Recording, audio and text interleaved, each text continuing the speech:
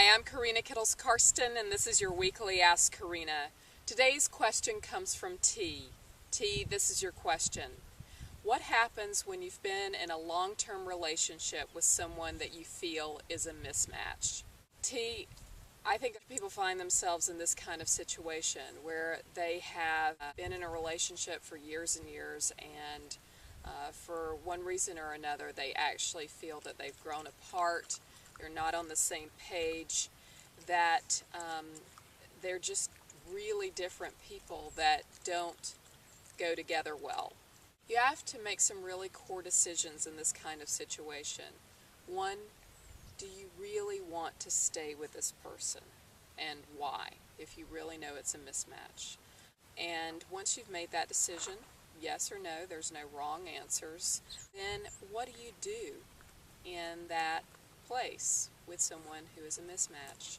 Sometimes we project all of the things that are wrong in a relationship onto the other person and what they're not doing.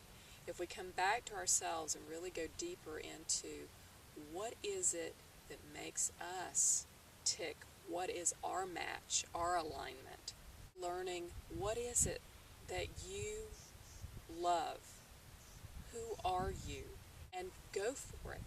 Often that example of our own alignment starts to rub off on the other person.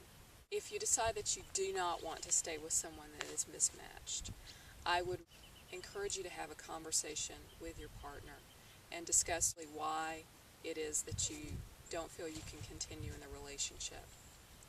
And say that we're not aligned anymore. We're not on the same page. And sometimes that's enough to spark some kind of growth period.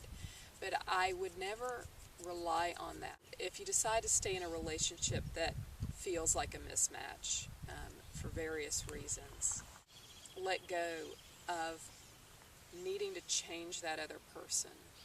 Go deeper into a sense of acceptance for who you are and acceptance for who that other person is. That's the way that things will actually come into a more peaceful setting in your own relationship life with someone that you don't necessarily feel a real strong connection to at this point.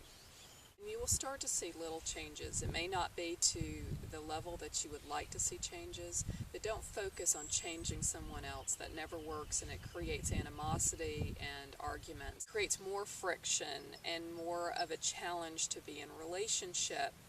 You have to go into a deep place of acceptance instead of wanting to change them, wanting them to do it differently. If you do decide to leave your relationship, I would encourage you to spend some time alone, really focusing on your own alignment. Alignment is about flying. It's about growing.